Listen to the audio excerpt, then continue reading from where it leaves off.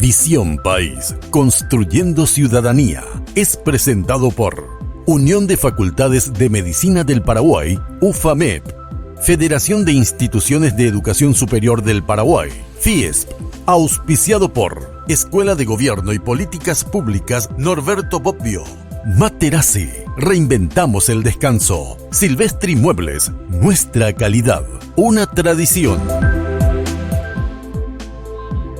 Buenas noches, bienvenidos a Visión País, gracias por acompañarnos. Balotaje en Brasil y el futuro de nuestra relación bilateral es el tema que estaremos analizando. Brasil es un país polarizado y partido en dos. Basta con comparar los datos socioeconómicos y el índice de desarrollo humano entre la región del nordeste con la región del sur para poder sustentar lo que estamos precisamente señalando.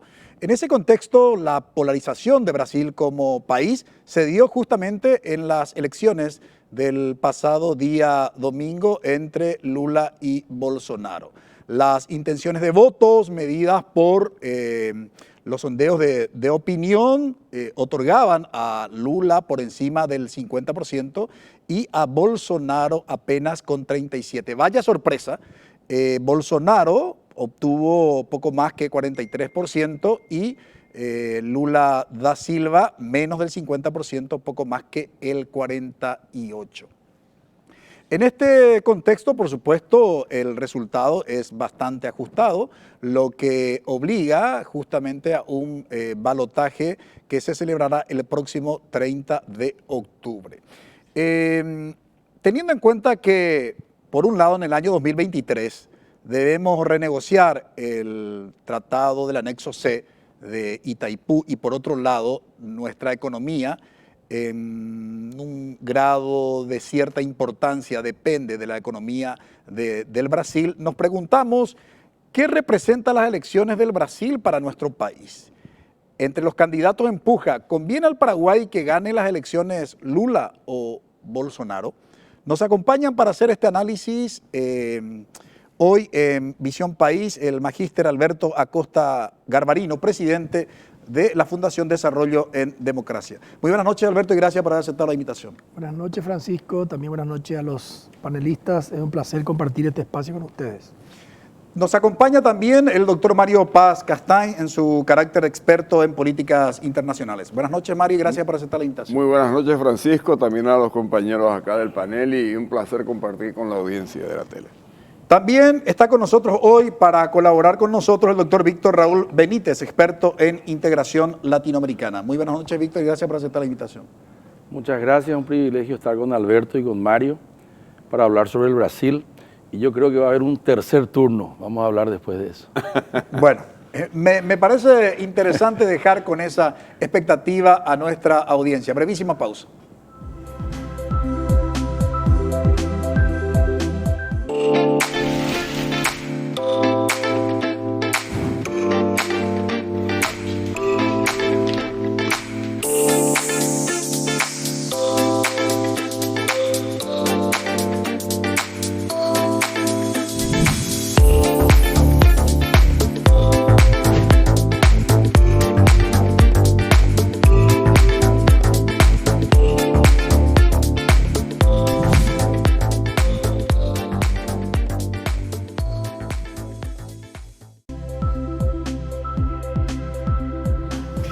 Balotaje en Brasil y el futuro de nuestra relación bilateral. Hoy le proponemos en Visión País para analizar. Y veamos algunos datos, porque habría que contextualizar para poder entender qué es lo que está pasando en el Brasil.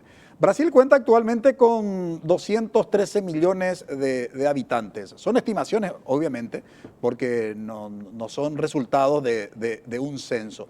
Ahora bien, cuando hablamos de las elecciones en el contexto latinoamericano, sin lugar a dudas, la democracia es el punto de referencia para cualquier tipo de análisis. Y vamos a compartir con ustedes los últimos datos del Latinobarómetro del año 2021. Solo el 40% de la población apoya la democracia en el Brasil, decía el Latinobarómetro. imagínense, 6 de cada 10 ciudadanos brasileños no apoya la democracia. Otro dato que me parece relevante, antes de comenzar con nuestros invitados, es que al 53% de los brasileños no le importa que un gobierno no democrático llegue al poder si resuelve los problemas. Otro dato relevante, solo el 21% de los brasileños demuestra satisfacción con la democracia, ¿no? Este es el escenario en el que precisamente se realizaron las elecciones el pasado día domingo en el Brasil. Y nuevamente, ¿el error es de las encuestas o las encuestas fueron manipuladas o hay un problema de carácter metodológico o una cuarta alternativa, ¿verdad? El electorado, digamos, latinoamericano se caracteriza por cambiar su intención de voto el día de, ¿no? Son cuestiones que precisamente hoy se ponen en perspectiva. En ese contexto, Alberto, ¿qué nos dejan las elecciones y sobre todo los resultados de las elecciones en Brasil del pasado domingo? Bueno, en primer lugar, Francisco, hay que saber que el domingo hubo muchas elecciones, varias elecciones. Por supuesto que la presidencial es la más difundida, la que la gente sigue, pero al mismo tiempo se elegía, se renovaba 1/3 del Senado, se renovaba el 100% de la Cámara de Diputados y además se elegía a los gobernadores en todos los estados, en los 27 estados, ¿verdad? Entonces, eso en primer lugar. En segundo lugar, hay que saber que con la constitución actual brasileña, Brasil es un país casi parlamentarista. Realmente el poder está en el Congreso. El presidente ha estado muy disminuido, o sea, en su poder. Y hay que ver que en ese Congreso sí hubo muchas novedades importantes. Yo creo que Bolsonaro perdió la elección presidencial, la primera vuelta, ahora va la segunda, ¿verdad? Pero claramente ganó el bolsonarismo, ¿verdad? O sea, el crecimiento que tuvo en la Cámara de Senadores, en la Cámara de Diputados ha sido muy grande. Hoy su partido es la principal mayoría, diríamos, la principal bancada en ambas cámaras, en el Senado y en Diputados. Y el grupo afín a Bolsonaro ha tenido una elección excelente, ¿verdad? Entonces, pase lo que pase con la presidencial en la segunda vuelta, si llega a ganar Lula va a tener un Congreso muy complicado. Si gana Bolsonaro va a tener un Congreso mucho más afín, diríamos, y puede impulsar sus políticas. Pero lo que mencionaste en la introducción creo que es así. Brasil claramente se ve un país dividido geográficamente. El norte, ya antes decían que Brasil era una especie de Belindia, ¿verdad? Bélgica en el sur y India en el norte, ¿verdad? La India antes, pero la India también está creciendo en este momento, ¿verdad? Pero es así, efectivamente, y eso se refleja hoy en los resultados. Se han reflejado también en la anterior elección de Bolsonaro, ¿verdad? Claramente del norte, del medio para el norte ha votado al PT, ¿verdad? Y del medio para abajo ha votado anti-PT, diríamos, de alguna forma, ¿verdad? Eso es lo que podría decir así de introducción, pero yo creo que hay que analizar no solamente la presidencial, hay que también analizar los cambios en el Congreso. Ahora, en la región, sin lugar a dudas, y cuando digo la región, creo que tendría que hacer una corrección. Incluso la realidad latinoamericana, Brasil por su economía y, ¿por qué no decirlo?, por su liderazgo político que en un momento dado estuvo, digamos, en disputa durante la presidencia de Hugo Chávez, ¿no? Es lo que varios analistas coincidían, pero sin lugar a dudas hablar de Brasil es hablar de un liderazgo en el ámbito económico, sin lugar a dudas, y también en el ámbito político, aunque en estos últimos tiempos disminuido. Desde ese punto de vista, se habló durante, digamos, la presidencia de Bolsonaro de que las instituciones democráticas estaban en riesgo, Mario. Sí. ¿Por qué se afirmaba, digamos, de que el sistema democrático estaba en riesgo y, sin embargo, los resultados de las elecciones del pasado domingo, a ver, no es tampoco que no le fue mal, definitivamente no le fue mal a Bolsonaro, al contrario, exige ahora una segunda vuelta. ¿Cómo se explica eso en un país como Brasil? Bueno, Creo que Fernando Enrique Cardoso fue el que dijo alguna vez algo parecido a lo que yo voy a tratar de traer de manifiesto, que Brasil es un país de muchas complejidades, un país donde hay mucho de imprevisible. Por estas cosas que señaló Alberto, por la Belindia, por el norte, por el sur, y porque además es complejo el sistema multiétnico, cultural, social, económico, que por supuesto es un país de muchos contrastes. Y consecuentemente, por eso cuando pasabas las placas y decías tus placas que presentabas Latinobarómetro, el 53% no está conforme con la democracia, el 21% no está satisfecha con la democracia, y sin embargo la elección brasileña fue estupenda. Participaron nada menos que el 80%, 156 millones de brasileños fueron a las urnas, solo 30 quedaron afuera. Y de esos 30 probablemente, y ahí podría estar el secreto de la segunda vuelta también, entre un 5 y un 10% más podría, acá no quiero ser oficial de adivinador o pitonizo, pero y que dadas los antecedentes que tuvo esta primera vuelta, evidentemente no es nada confiable lo que se pueda predecir. De todas maneras, podría esto todavía aumentar en participación porque la polarización es tan fuerte y los apoyos que ya están recibiendo los candidatos a esta altura es tan fuerte que saber qué va a pasar el 30 de octubre, el domingo 30, todavía no es tan fácil de ocultar. Pero ¿por qué se dieron estos contrastes? Y porque Bolsonaro tuvo actitudes y un discurso realmente, primero aislacionista en la región. Él, por ejemplo, al Mercosur lo tuvo de costado prácticamente, no se fue a la asunción al mando de Alberto Fernández, no sé si fue, no recuerdo si fue a la de Boric, pero creo que no tampoco. Entonces, hay una suerte de no integración de él a la integración regional. Pero sin embargo, Brasil sigue siendo el país más importante de la región y ese gigante que maneja nuestro destino y que vamos a ver cuando hablemos del tema, cómo incide en nuestras decisiones, en nuestra geopolítica y en todo el entorno del Paraguay.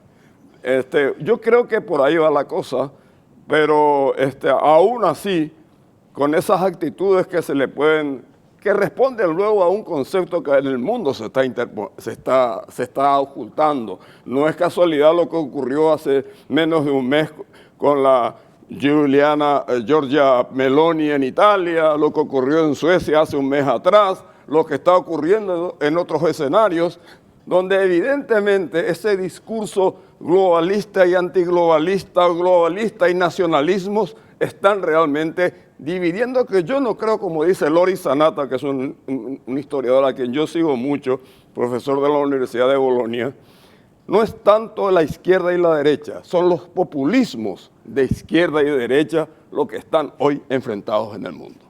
Víctor Raúl, se habla poco más de 43, poco más de 48 cuando nos referimos a lo que obtuvo en términos de votos tanto Bolsonaro como Lula. Pero en términos, digamos, absolutos, reales, ¿de cuántos votos más o menos hablamos? Porque, a ver, quedan, digamos, poco más de 2 semanas y cuando hablamos de Brasil, hablamos de millones, ¿verdad? No es lo mismo hablar, no sé, de Paraguay y Uruguay, de una diferencia de 5% de unas elecciones generales que de las elecciones en Brasil. En primer lugar, ¿de cuántos millones hablamos y cómo ve el panorama? Sí, en la primera vuelta hubo esta sorpresa desde todo punto de vista, porque, a ver, hacemos una revisión también de las políticas públicas implementadas por Lula y vemos lo más citado, que más de 30 millones de brasileños salieron de la pobreza, ¿verdad? de que tampoco le fue mal, digamos, a los empresarios brasileños, tampoco le fue mal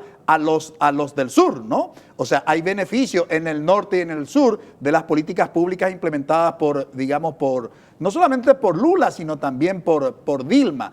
Entonces, a ver, esta polarización, ¿qué se podría predecir atendiendo a los resultados del pasado domingo para el próximo 30 de octubre?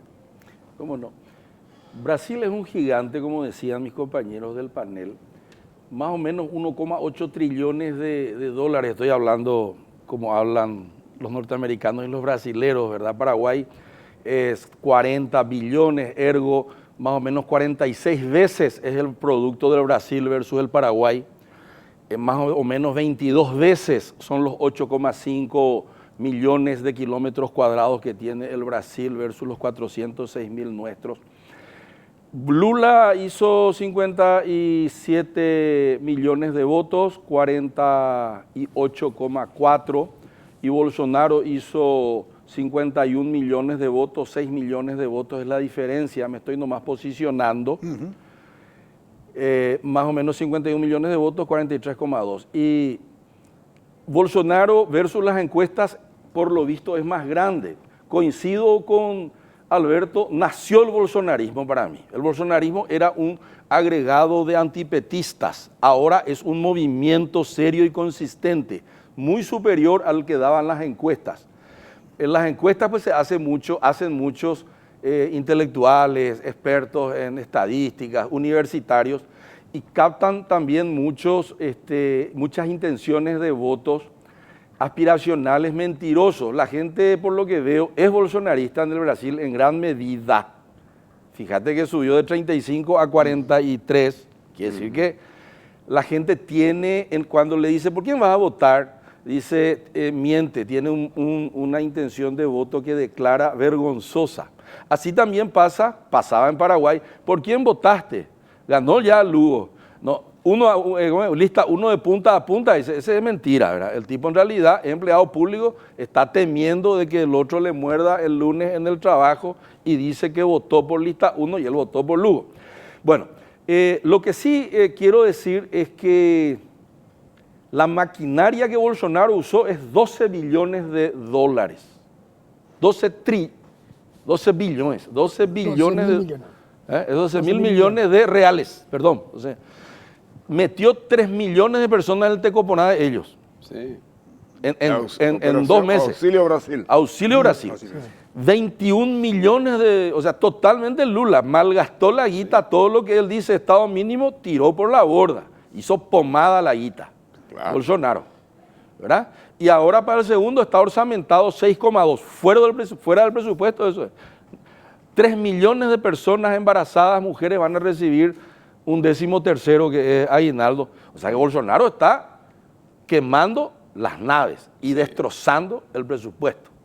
Ese es el tema, ¿no? Entonces, pero aún así quiero decir algo. Lula ganó 25 millones de votos en São Paulo, hijo. Subió enormemente en São Paulo. Y en el Nordeste, donde también subió Bolsonaro, subió 1,8 millones de votos nomás. El estado donde destrozó Bolsonaro es en Santa Catarina. En el sur pues es así, el sur es bolsonarista, el norte del nordeste es lulista. Sí. Y São Paulo fue final de bandera verde, porque Lula 19% nomás hizo Haddad en el 2018 y Lula hizo ahora 40 y pico por ciento. 41. O sea que subió el tipo. Final de bandera verde. Y sobre lo que tú decías, Forlán era el ministro de Industria de Lula. Presidente de Brasil Food, la empresa más grande del mundo, fondeada por el BNDES. Y le fue muy bien. Yo creo que esa cuestión izquierda-derecha, mercado versus Estado, oferta versus demanda, es puro papo furado. Y es puro papo furado, es narrativa nomás. Incluso aquí en Paraguay. Yo creo que en Brasil y en Paraguay lo que Lula está prometiendo es una democratización de la oferta, porque la demanda ya se democratizó. Todos tienen tarjeta de crédito, todos están endeudados al mango y todos tienen su moto, aquí en Paraguay también. Y al final de cuentas el Paraguay yo creo que es un estado chiquitito dentro de los 26 estados brasileños, y las políticas públicas que en el Brasil se implementen serán de alto impacto en el Paraguay. Por ahí va la mano. Moral de la historia, cierro con por qué dije que tendríamos un tercer turno. Porque yo creo que Lula va a ganar como Pirro, el rey de Epiro, victoria pírrica. Va a ganar en el primero, puede ser que gane en el segundo turno, pero en el tercero, cuando tiene que gobernar, puede perder, por lo que dijo Alberto. Es totalmente congresista. Sobre ese tema quiero volver, porque no es una cuestión menor lo que están señalando nuestros invitados, porque uno de los grandes déficits, o si ustedes quieren, debilidad de los sistemas democráticos en América Latina tiene que ver con la gobernabilidad. Claro. ¿No? Así le fue a muchos y así le va yendo a varios. Y así como está el escenario en el Brasil, el gran desafío para el próximo presidente tiene que ver con este tema. A la vuelta de la pausa queremos hablar también con las demandas que tiene Brasil en el ámbito educativo, en el ámbito de la salud y de otras necesidades básicas. ¿Cómo es posible que haya obtenido tantos votos el presidente en ejercicio? Queremos entender un poco ese mundo de Brasil y también, digamos, si algo pasa en Brasil, de qué manera, digamos, nos afecta. Por aquello que en un momento dado en la jerga periodística se decía que si Brasil estornuda, Paraguay se resfría. Brevísima pausa. It's gonna be alright. How can you tell? Yeah, yeah, I feel it in my heart. Decíamos en el bloque anterior que las necesidades básicas en el Brasil representan una demanda importante. Veamos algunos datos estadísticos precisamente que revelan esta situación. El 74% de los brasileños considera injusto y muy injusto el acceso a la educación. En tanto que en lo que respecta al tema de la justicia, el 78% de los brasileños considera injusto y muy injusto el acceso a la justicia. Finalmente, en lo que hace al tema justamente del acceso a la salud, el 84% de los brasileños considera justo y muy injusto el acceso, reiteramos, a la salud. Gobernar Brasil no es una tarea fácil, sin lugar a dudas, Alberto. Estamos hablando de dos, aunque Bolsonaro siga como presidente de la República, pero digo, la experiencia del ejercicio del poder en el Ejecutivo y Lula, que estuvo también 2 periodos, ¿no? Frente a estas demandas que tiene el Brasil y lo que decíamos también, el desafío justamente de la gobernabilidad, por esto que ustedes mismos manifestaban, de la consolidación, digamos, ¿no?, del poder de Bolsonaro. Ahora, ¿qué se viene? ¿Qué crees que puede, en términos de gobernabilidad, si eventualmente gana, digamos, Lula o gana Bolsonaro, cuál es el pro y contra? No, definitivamente va a ser un tema muy complejo, muy difícil, ¿verdad? Sobre todo viendo el escenario internacional en primer lugar, que se ve muy complicado. Esta va a ser una década complicada, muy complicada. ¿Por qué? Y por todo lo que está pasando, por el problema que lo que originó el COVID, aún no hemos salido del problema, ¿verdad? Por más que el COVID haya sido superado, las secuelas quedaron ahí todavía, ¿verdad? Se suma la guerra, se suman los problemas de China, o sea, este mundo va a estar muy complicado. Podemos hablar ahora si querés del tema del mundo, ¿verdad? Pero claramente lo que hay que tener en cuenta, Francisco, es que, y me voy hasta el año 2003 nomás, cuando hablábamos de Lula, que hizo un buen gobierno, que creció, le dio negocio a las industrias, le dio subsidio a la gente pobre. Hay que tener en cuenta ese contexto internacional, ¿verdad?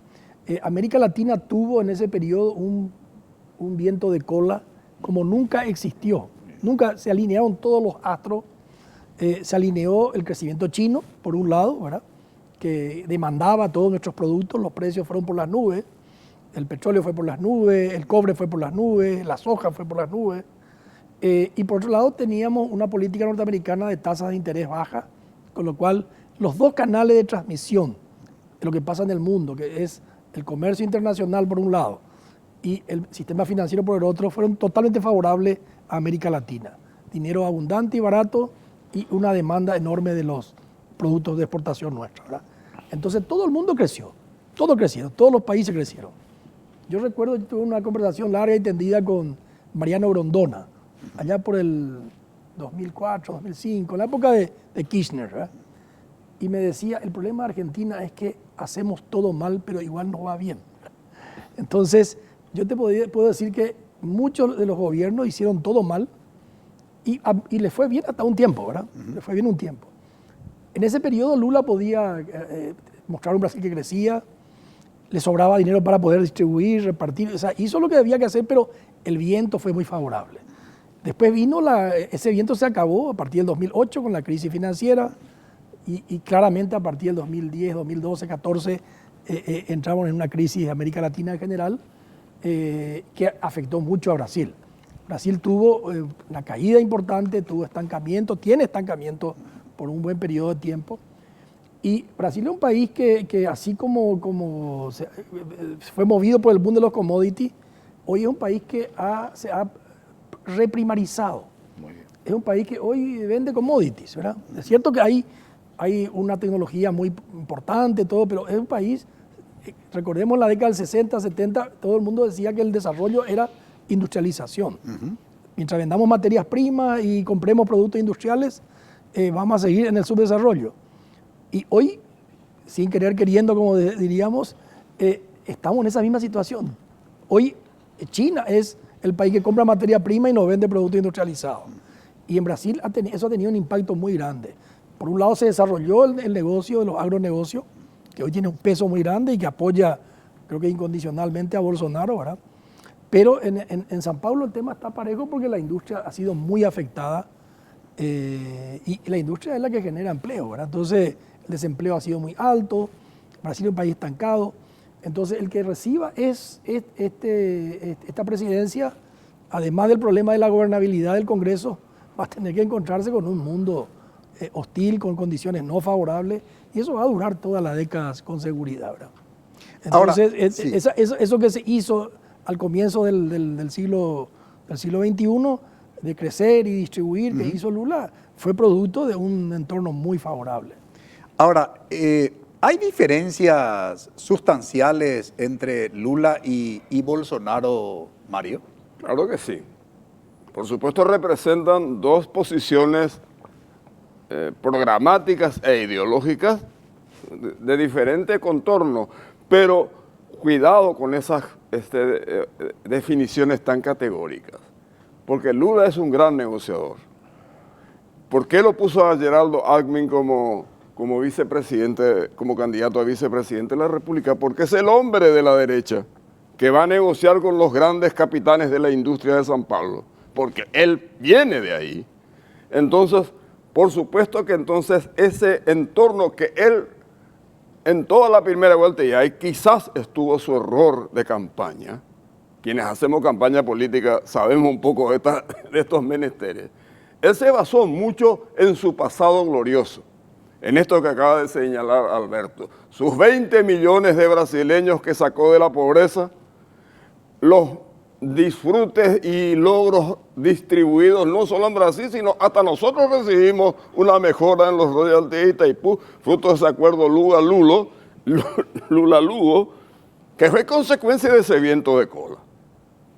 Pero hoy está obligado en esta segunda vuelta, yo creo, y no lo digo yo, sino lo dicen todos los expertos en materia, sobre todo económica, y Víctor acá nos puede dar una paliza en esta materia, es que Lula está obligado a exhibir su programa económico.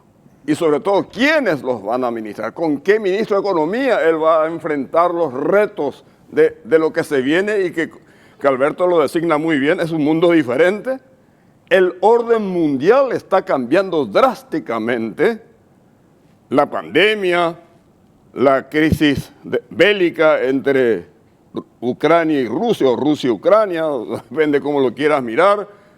Los problemas a raíz de estas enormes crisis, los problemas energéticos en Europa, alimentarios, y en fin, una serie de consecuencias directas e indirectas que están cambiando no solamente el entorno del pensamiento mundial, sino también hasta las posiciones políticas y programáticas. Entonces, ¿cómo debe enfrentar Lula esto? Y vuelvo a repetir, creo que tiene que cambiar el pasado por el presente y el futuro está ya a 20 días y lo tiene que decir ya, porque si no se le va a complicar, como decía Víctor, el tercer turno, pero capaz que no llegue al tercer turno si no hace esto. Muy bien. Víctor Raúl, no solamente sos un estudioso del sistema político, social y económico del Brasil, sino además realizaste estudio de posgrado en el Brasil, estás permanentemente en ese país y eso te permite obviamente hablar con mayor amplitud y tener una visión mucho más sistémica. La misma pregunta que le hice a Mario, ¿no? ¿Habrá alguna diferencia importante? ¿Por qué te formulo la misma pregunta? Por este tema que yo no sé si es un mito el tema de Itamaraty, ¿verdad? Cuando anteriormente se construía el relato, y no importa quién sea el presidente de Brasil, porque en realidad el que define es Itamaraty, ¿verdad? Y Brasil, más allá de los problemas internos que tiene, lo que decía al inicio también, es un referente en el continente, en el ámbito tanto económico como político. Entonces, pasa digamos, por de quién es la persona que está en la presidencia de Brasil, o hay otros factores que explican que explican cómo entender el ejercicio del poder. En Brasil. En Brasil, claro. Sí, Brasil, cada presidente obviamente le pone su registro de marca, pero Brasil tiene desde Fernando Henrique Cardoso, él creó el programa Avanza Brasil, que después le llamaron PACI, Programa de Aceleración do Crecimiento, que es Lula, PSDB, PT. Y Fernando Henrique Cardoso, y este es su ministro de Obras Públicas, cuyo nombre no recuerdo, que venció en São Paulo ahora, de Freitas creo que. Tarcisio. Tarcisio. De Bolsonaro, ¿no? Venció en São Paulo, dije. Venció en San Pablo. Es de Bolsonaro, perdón, Sí. es de Bolsonaro, Sí, sí. disculpa. Sí, sí. Ellos siguen un programa desde 1999 que está programado. Mi tesis de maestría hice sobre eso nomás te lo comento, ¿verdad? Que se llama Programa Avanza Brasil. Ellos midieron las brechas en infraestructura, agua, saneamiento, educación, salud, el cuánto falta y el cuánto cuesta. Distrito por distrito, 5.600 ciudades, 26 estados, 5 regiones que ellos llevaron a 11 regiones ejes. Y entonces, en realidad, no sé si es Itamaraty, creo que es el Ministerio de Planeamiento, ¿verdad? Pero Itamaraty pues maneja las relaciones exteriores, ¿verdad? Pero creo que... Por este tema del relato nomás hablaba de Itamaraty. Yo te querría después hablar de Itamaraty. ¿Cómo no? Eso. ¿Cómo no, Alberto? No, Me gustaría que Alberto Claro que sí. me ayude, ¿verdad? Lo que yo Le puedo vamos a decir ayudar. es que, pero Lula hizo un cambio trascendental, no es solamente, sino que le dio orgullo al brasilero, le dio orgullo al pasaporte brasilero. Cuando vos llegabas afuera, dicen mis amigos brasileros, éramos una clase media mestiza morena que viajaba de avión. Hey. Roberto Mangabeira Unger habla mucho de eso, un profesor de Harvard que fue asesor estratégico de Lula. Creó una clase media mestiza morena que no solamente anduvo de micro, sino que andaba de avión y se iba de vacaciones. Un Perón creó las vacaciones en la América del Sur, llevando al argentino a Mar del Plata de tren y de micro. Era. Bueno, ese es Lula. Entonces, y sacó a mucha gente de la pobreza con su Fome Cero. Este Graciano después se convirtió en Pop Star Internacional, no sé si maneja todavía la FAO. Y Lula hizo la marca Brasil famosa all over the world, como dicen los americanos. El mundo conoció Brasil gracias a Lula. Y Bolsonaro hizo desaparecer, tú dijiste, hizo desaparecer al Brasil del escenario y del protagonismo internacional. El programa Hambre Cero, que después nosotros copiamos, y un montón de programas sociales que tenía viento de cola, es cierto, pero redistribuyó mejor la generación de riqueza. Brasil, desde 1930 a 1980, se ha industrializado 50 años y se desindustrializa desde mediados de los 80. Y Brasil no crece desde 2010 hasta el 2020, 2019, la década perdida. Se desindustrializó el Brasil, manda barro, manda soja a China y compra juguetes, compra placas, compra computadoras vía Ciudad del Este. Péala Brasil. Yo creo que Brasil se ha debilitado. geopolíticamente porque se ha desindustrializado. Ese es un poco ese análisis. No sé si tú quieres avanzar. El tema Itamaraty, Alberto. Sí. El tema Itamaraty. Itamaraty, efectivamente, no me quiero ir muy atrás, ¿verdad? Pero realmente, y bueno, cuando uno lee la historia de Itaipú, se da cuenta que Itaipú fue una obra pensada y creada por Itamaraty, ¿verdad? Itamaraty era un centro donde... A pesar de la oposición interna muy fuerte que había en Brasil. La oposición de los militares, de los ingenieros, del de las sector obras eléctrico y públicas de los brasileños. militares en un gobierno militar, ¿verdad? Pero volviendo a Itamaraty, Itamaraty es todavía en muchos aspectos, ¿verdad? Pero es un lugar donde para entrar a la academia diplomática requería hablar 4 idiomas, porque le estudiaba a Mar en inglés, en alemán, a Adam Smith en inglés, o sea... A Rousseau en francés. Rousseau en francés. Tiene que hablar 4 idiomas. Entonces, cuando llega, y ahí me voy cuando llega Lula, ¿quiénes integraban Itamaraty? ¿Quién habla 4 idiomas? Habla alguien de clase alta, únicamente, ¿verdad? Entonces, integraban la mayoría hombres, blancos, de clase alta, ¿verdad? Ese era Itamaraty. Era un centro, una elite de Brasil, ¿verdad? Y marcaba en política exterior y en política interior también tenía mucha influencia. Y comenzó a haber varias cosas ocurrieron, algunas que tuvo que ver con el gobierno de Lula, otras propio del cambio global. En el tema global, por ejemplo, y acá está Mario que conoce más que yo el tema, hoy ya la diplomacia ya no es potestad exclusiva de la Cancillería. ¿no? Muy bien. Hoy la diplomacia, fíjate en el tema económico.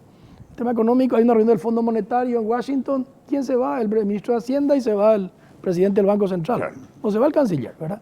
Y ahí se define la economía. ¿verdad?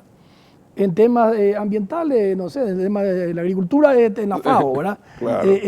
Bueno, entonces empiezan a haber otros ministerios que manejan la diplomacia, ya no solamente la Cancillería. Va perdiendo luego importancia la Cancillería. En segundo lugar, Que genera roces internos después en el propio gabinete, dicho que sea, genera en los problemas. gabinetes. Problemas en el, claro, exactamente. Entre paréntesis. Pero es una primera. Y ni qué decir hoy con la diplomacia presidencial. Hoy directamente un presidente agarra el teléfono y le llama al otro presidente y ahí resuelven el problema, ¿no? Y la parlamentaria. Y la parlamentaria. y La parlamentaria. ¿verdad? Tiene mucho peso también ahora. También, también. Que hay un tema que cuando hablemos de Itaipú, por ahí podemos Sí, hablar. ahí algo del vamos tema.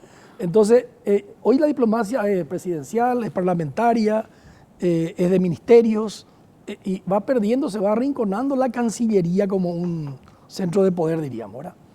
Y también ocurrió el hecho de que cuando Lula llega a Brasil, ve a la presidencia de Brasil, ve un Itamaraty, como te estaba diciendo, hombres blancos de clase alta, ¿verdad? Y empieza con todo el tema de la discriminación positiva, a que entre gente de otro nivel, de otro segmento, y fue bajando también el nivel de Itamaraty, ¿verdad? En cuanto a la calidad de la gente que la integra, si bien sigue siendo gente muy bien formada, fue perdiendo esa importancia, ¿verdad? Entonces nosotros lo estamos sintiendo claramente en el tema de Itaipú.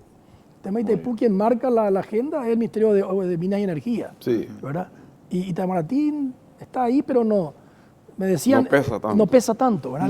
No pesa tanto, ¿verdad? Entonces ya no es el Itamaraty que era en la década del 60, 70, el Itamaraty de hoy, por todo lo que te mencioné, Francisco. Por eso justamente hablaba del relato, Sí. ¿verdad? El relato que se construyó en torno a... Aquí Itamaraty lo al tema pensaba Itamaraty. todo. Claro. Además, eso es cosa del cambiaron pasado. los Sí, tiempos, sí, ¿no? sí. Una cosa era el varón de Río Branco que funda la escuela en 1902, el famoso José María Paraño que tuvo tanta influencia aquí en el Paraguay diplomática y la famosa, el tratado del 1872 lo negoció él. Bueno, esa estructura hoy, como decía Alberto, no, está cambiada. Y por imperio mismo de las circunstancias que hacen al desarrollo de las relaciones en todos los ámbitos. Porque lo que repetimos siempre, ¿no? Las relaciones internacionales se manejan en un ámbito muy coloquial, muy retórico, pero finalmente son relaciones de interés. Y fundamentalmente de coincidencias convergentes, donde los dos tenemos que ganar algo cuando entramos en un pacto bilateral, o si es multilateral, tendremos que encontrar las consecuencias que nos beneficien a los países que, por ejemplo, sin litoral marítimo, tenemos que conseguir concesiones de los otros países, o de los países que somos ribereños, como el caso con la Argentina, nos siguen cobrando peajes insólitos ahí cuando tenemos un tratado de libre navegación de los ríos y estamos sometidos a las gabelas de las imposiciones coloniales. Entonces, esas son las cosas que hacen que me fui un poco del tema de Itamaraty para reflejar lo que son las relaciones internacionales, no solo en el mundo, sino acá en nuestro entorno propio. Quiero volver sobre ese tema, la cuestión de las relaciones internacionales. Cumplo nomás con mis anunciantes porque no les quiero cortar, ¿verdad? Ok. Porque sin lugar a dudas también es una realidad la cuestión asimétrica.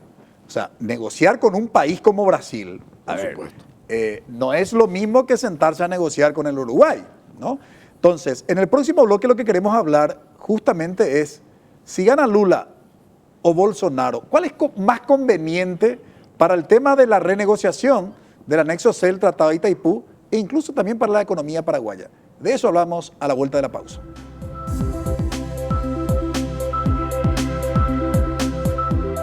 It's gonna be alright. How can you tell?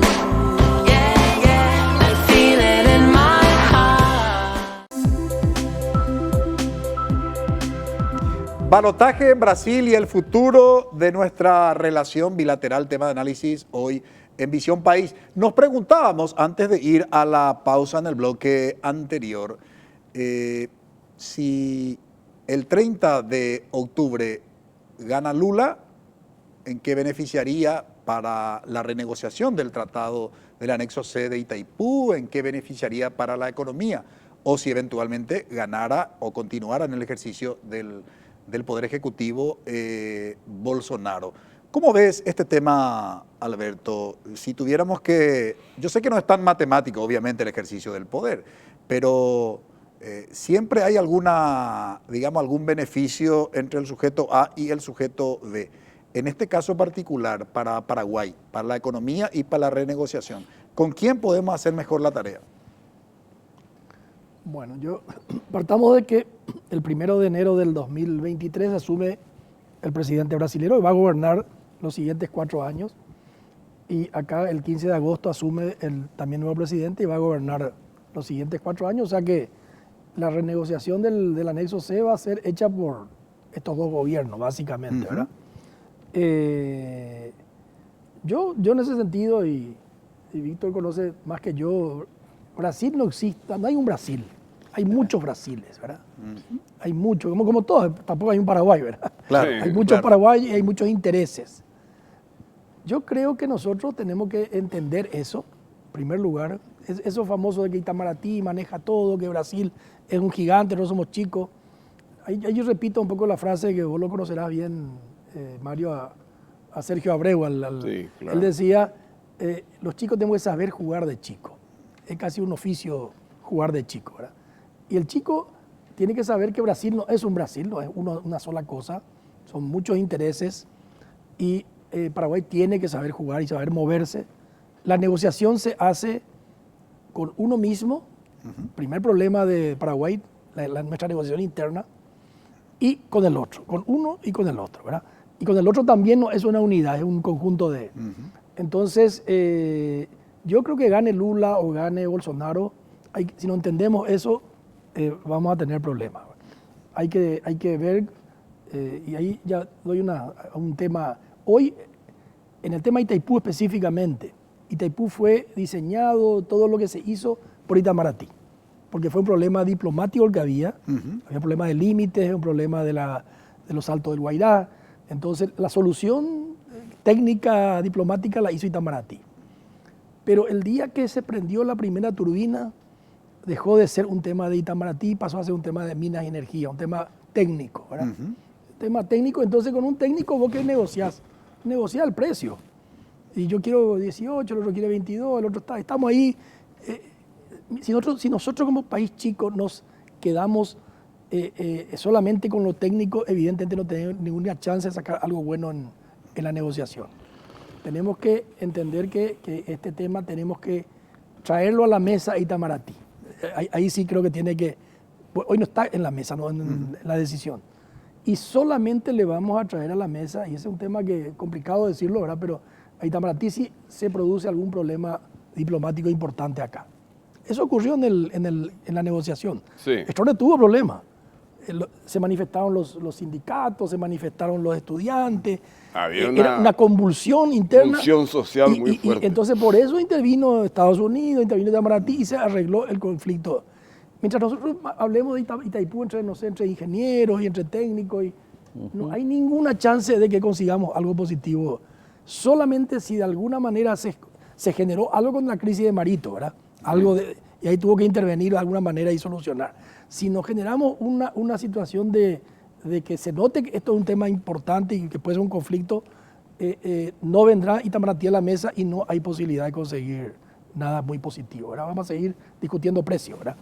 Entonces, volviendo a tu pregunta, gane Lula, gane Bolsonaro, tenemos que entender eso. Nosotros tenemos que tener una diplomacia presidencial, diplomacia parlamentaria, empresarial, social, que vaya a los diferentes grupos de poder en Brasil, ¿verdad? A la Fiesp en San Paulo, a los estados limítrofes, Paraná y Mato Grosso, buscar aliados. Pero el primer paso, y ese es el problema que te dicen allá, que ustedes quieren, ¿verdad? Y nosotros no sabemos lo que queremos, ¿verdad? No nos ponemos de acuerdo. Ahora, esas condiciones en las que habla Alberto, Sí. Mario, ¿se está desarrollando en Paraguay? Bueno, ese es el problema más importante, tangencialmente ya lo señaló Alberto. El problema es nuestra interna. Yo no creo que haya luego mucha diferencia entre Bolsonaro y Lula en el gobierno de Brasil. Fíjense, y les recuerdo, quién está sentado en el Consejo hoy de Administración de Itaipú. Está sentado el canciller, Carlos França de Brasil. Él es el representante de su propio ministerio que él ejerce. Está sentado en el Consejo de Administración de Itaipú, que ejemplifica muy bien aquello que señalaba Alberto también, que Itamaraty está como una suerte de subempleo diplomático frente a la fuerza de la conducción energética y económica que tiene Brasil y política que tiene Brasil. Itaipú no está en la agenda ni de la plataforma de Bolsonaro ni de Lula, no está.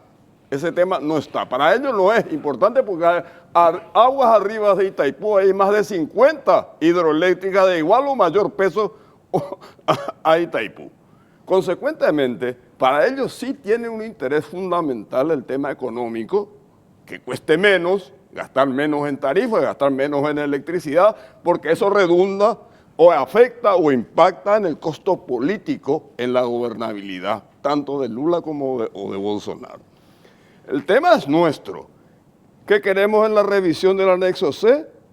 Y probablemente los cambios estén en buscar aquello que más o menos se consiguió ahora, que es una posición intermedia, que no baje tanto la tarifa, de tal suerte a que sigan existiendo posibilidades de implementar obras que están incluso en el tratado. Una de ellas son los embalses de Itaipú, que es una obra enorme, de más de 1.800 millones de dólares se calcula por ahí, dicen los expertos, Víctor me podrá corregir en más o en menos, pero se calcula eso, y es una obra crucial por aquello que señalábamos en el bloque anterior, la navegabilidad de los ríos internacionales, Paraná, Paraguay. Bueno, afecta a eso. Y bueno, y todo eso tiene que ver también con la renegociación del tratado, que es una cosa diferente. Yo creo que tenemos que sentarnos firmemente a renegociar el artículo 13 del tratado, porque llegó el tiempo, 50 años de la vigencia del tratado, a la luz de los años 70 que solucionaban un problema diplomático de límites y también para los agentes internacionales que financiaron la obra, la posibilidad de que se pague la misma, ¿no? si no tenían en el documento que firmaban los países, las altas partes contratantes, muy poca posibilidad fáctica tenía de que se concrete la obra de Itaipú. Pasaron los 50 años, esas condiciones se han cumplido. Con los excesos, con las dudas, con los errores, con todas las cosas que sabemos que se pueden criticar o no, depende del ángulo que se mire, pero hoy por hoy nosotros tenemos que levantar el tema de la compensación y pues, si vamos a comerciar, comerciemos a un precio de mercado, con las condiciones que significa eso, que no son tan fáciles, dicho sea de paso, porque hay peajes por el camino, no es lo mismo, estás compitiendo con sectores que ya compiten hoy en el mercado brasileño de San Pablo. No es tan sencillo, esto que parece muy fácil. Yo prefiero hablar del uso de la energía como motor de desarrollo del Paraguay. Eso es lo fundamental para nosotros. Cuanto más, porque además crecemos a 5, a 7, 8% de consumo anual de energía. Y cada vez se va reduciendo el plazo de nuestras fuentes. Va a llegar un momento que en 7, 8, 10 años máximo, nosotros se acabó. No vamos a tener nada que vender, sino no vamos a tener nada con qué consumir tampoco. Entonces, todo esto hace que, aparte de todo esto, nuestra negociación interna de una vez por todas, dentro de un orden de quizás de recortar el agigantamiento del Estado, pero sí es necesario un Ministerio de Energía. Es fundamental que haya un Ministerio de Energía. ¿Cómo vamos a estar emprendiendo? ¿Por qué Brasil tiene el peso que tiene? Y porque tiene una visión estratégica, política y gubernativa de gestión encarada desde un ámbito exclusivo del interés energético. Bueno, nosotros estamos, si bien tenemos los expertos, porque los tenemos y son muy buenos, y yo los conozco a varios de ellos, tuve la oportunidad de conversar mucho con ellos, compartir criterios, y evidentemente hace falta ese ministerio. Ojalá tomen nota precisamente los candidatos de Paraguay. ¿Cómo ves este tema, Víctor Raúl? Yo veo que estamos en un momento de geopolítico, tú lo dijiste. La crisis económica ahora no tiene un origen de inmuebles, no tiene un origen financiero, sino que tiene un problema de dialéctica de intereses en conflicto, que es la geopolítica. Una guerra proxy entre Ucrania y Rusia, donde en realidad se están moqueteando Estados Unidos y China. Y eso explota con una suboferta, inflación, se emitió mucho para salvar la pandemia. Eso significa una inflación enorme. El 50% de los econometristas del mundo, según el Financial Times, dicen que el 50%, hicieron su encuesta, dicen que la próxima recesión comienza entre el primero y el segundo trimestre del 2023. O sea, iba ahí el aporte, como diríamos en Paraguay. Ergo, nosotros también vamos a sufrir esos coletazos. Y con respecto a Brasil, mi profesor Ricardo Seitenfuss de la Universidad Federal de Santa María, donde estudiamos acá con Alberto, dice que esta cuestión de organizaciones supranacionales, sea Mercosur, OEA, EREA, no son ni más ni menos que instrumentos de la diplomacia parlamentaria para ejercer hegemonía consensual del más fuerte sobre el más débil. O sea, eso Mercosur y eso se inventan, pero Brasil y Argentina hacen mecanismos de complementariedad económica y nosotros no entramos ahora. Como Francia y Alemania en Europa. Claro, bueno. Y cierro con lo siguiente. Brasil y Paraguay tenemos 4 intereses geopolíticos, si querés decirlo así, claves. Número 1, agricultura. La reforma agraria brasilera se hizo a costa del Paraguay en tierras baratas sin respetar leyes medioambientales. Brasiguayo ya es súper, pero son todos paraguayos ya. Número 2, Itaipú, que ya se habló bastante. Número 3, reexportación de Ciudad del Este, que traen 3.400 millones de dólares, hacen arbitraje de moneda, no es solamente reexportación. Si se acaba Ciudad del Este, el dólar pula, va para más arriba. Y por último, mafia. El Paraguay es un aguantadero del sector informal de la economía brasilera. No somos ni más ni menos que un protectorado del sector informal de la economía brasilera que hasta ya se sentó en el Palacio de López. Esos 4 temas vamos a tener que hablar, o con Lula o con Bolsonaro. Ese es mi punto de vista. Te agrego un elemento más, Sí. que me olvidé. 40 te lo segundos, sí. agrego. Acá hay 750.000 brasileños registrados en el Paraguay. Registrados, que quiere decir que probablemente ese número supere el 1.000.000. Entonces, para Brasil es fundamental esta relación con Paraguay porque es la segunda colonia más grande en el mundo que tiene Brasil.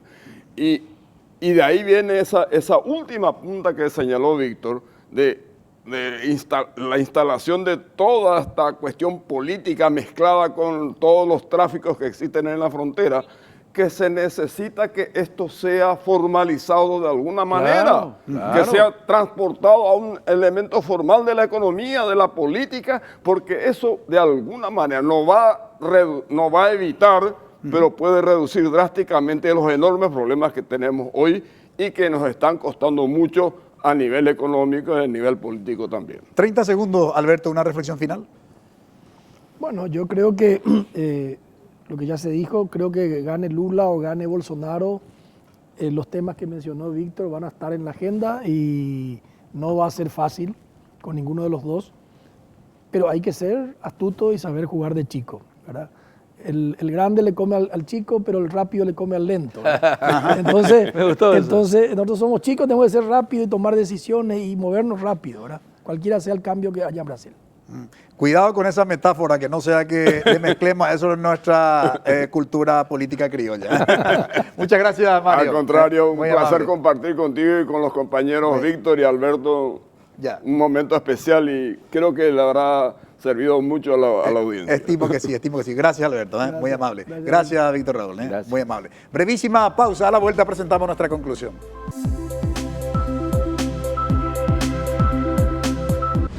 NPI se renueva y te presenta NPI Ahora. Les vamos a contar lo que está sucediendo ahora. Eso que necesitas saber. Carolina Arévalo, Fito Cabral y Juan Carlos Vareiro te mantienen al pendiente minuto a minuto Nos conectamos con vos. de todo el desarrollo de los acontecimientos del país y el mundo.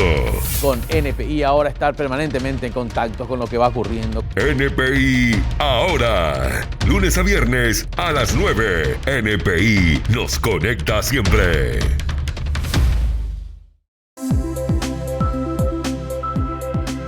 Balotaje en Brasil y el futuro de nuestra relación bilateral ha sido el tema de análisis. Nos acompañaron y colaboraron con nosotros Alberto Acosta Garbarino, presidente de Desarrollo en Democracia, Mario Paz Castañ, experto en políticas internacionales, y Víctor Raúl Benítez, experto en integración latinoamericana. La pregunta fundamental, objeto del análisis, fue: ¿qué pasa si gana Lula o Bolsonaro? ¿En qué beneficiaría, digo bien, para la renegociación del anexo C del Tratado de Itaipú, que se llevará a cabo el próximo año? Y también de qué manera esto va a beneficiar o perjudicar si gana candidato A o candidato B el próximo 30 de abril. Los tres invitados coincidieron en que, independientemente que gane Lula o Bolsonaro, no habrá cambios importantes y significativos. El problema, nos decían nuestros invitados, es más de carácter interno. La renegociación de Itaipú el próximo año depende precisamente de la formación de negociadores en distintos ámbitos: empresarial, diplomático, político, y por otro lado también, obviamente aparte del tema de la formación, de algunas decisiones en el ámbito, digo ya, económico, de algunas decisiones con cierta, digamos, visión de Estado que pueda generar oportunidades reales para nuestros conciudadanos. Y lo que decía uno de los invitados también, el tema de la mafia instalada justamente en Paraguay, concretamente en la frontera que compartimos con Brasil. Esos son los desafíos que no pasa porque gane el candidato A o el candidato B. Esperamos también a ver cómo se desarrollan las elecciones en Paraguay el próximo año, porque no solamente dependemos de lo que pasa en Brasil, sino en gran medida de lo que pasa aquí en nuestro territorio. Agradecemos su preferencia, que todos tengan un buen inicio de semana. Buenas noches.